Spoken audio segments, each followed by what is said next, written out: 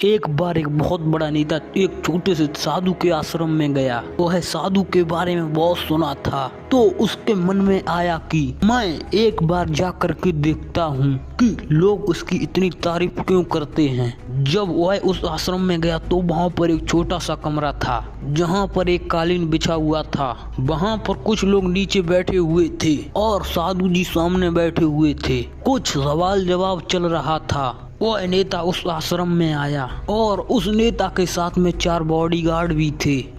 और इसकी यह आदत थी, जहाँ पर भी वह जाता था लोग अपनी अपनी जगह से खड़े हो जाते थे और उसकी तरफ देखते और सर भी झुकाते थे।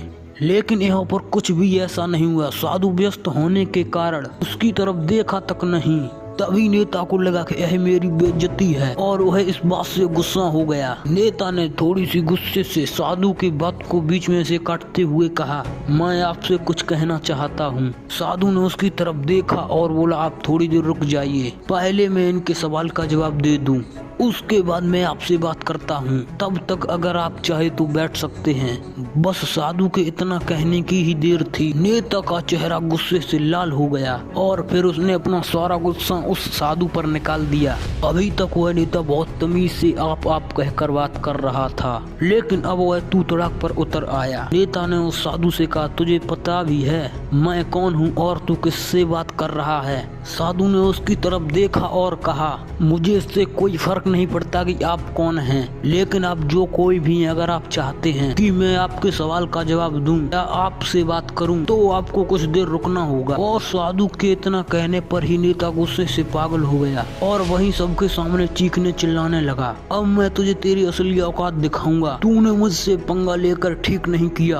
तुझे पता भी है मैं तेरे बारे में क्या सोचता हूँ। साधु ने फिर से नेता की तरफ देखा और बड़े ही प्रेम से कहा, मुझसे इसी से कोई फर्क नहीं पड़ता कि आप मेरे बारे में क्या सोचते हैं, आप जो चाहें वह मेरे बारे में सोच सकते हैं। फिर नेता ने उससे कहा, तू सुनना चाहता है या नहीं? लेकिन मैं तुझे यहीं सबके सामने बताऊंगा कि मैं तेरे बारे में क्या सोचता हूँ। तू कोई साधु नहीं है, तू एक बहुत ही घटिया इंसान है, तू एक ढोंगी और पाखंडी बाबा है और यहाँ पर जितने भी लोग बैठे हैं उन सबको बेवकूफ बना रहा है। तेरा बस एक ही मकसद है, इन लोगों की जेब से पैसा निकालना। तू अपने फायदे के लिए इन लोगों का इस्तेमाल कर रहा है और अब मैं नहीं तुझे छोड़ूंगा, पूरी दुनिया के सामने तेरा पर्दाफाश करके रहूंगा। लेकिन उसके इतना बोलने के बाद भी हल्की सी मुस्कान उस साधु के चेहरे पे बनी रही। यह देख कर और भी तिलमिला गया और उसने कहा, अब बहुत हो गया, अब मैं यहाँ 1 मिनट भी नहीं रुकने वाला, लेकिन अभी भी तेरे पास मौका है। अगर मुझसे माफी मांगनी है या मुझसे कुछ कहना है तो कह सकते हो। इतना सब होने के बाद भी साधु के चेहरे पर एक मुस्कान थी और वह बिल्कुल शांत था। और फिर उन्होंने अपनी आंखें बंद करी और फिर से आंखें खोली, हाथ जोड़े और कहा, मुझे आपसे कोई शिकायत नहीं है, आपके लिए मेरे मन में कोई भी गलत ख्याल नहीं है। जो भी मेरे बारे में आपने कहा वह आपकी सोच थी,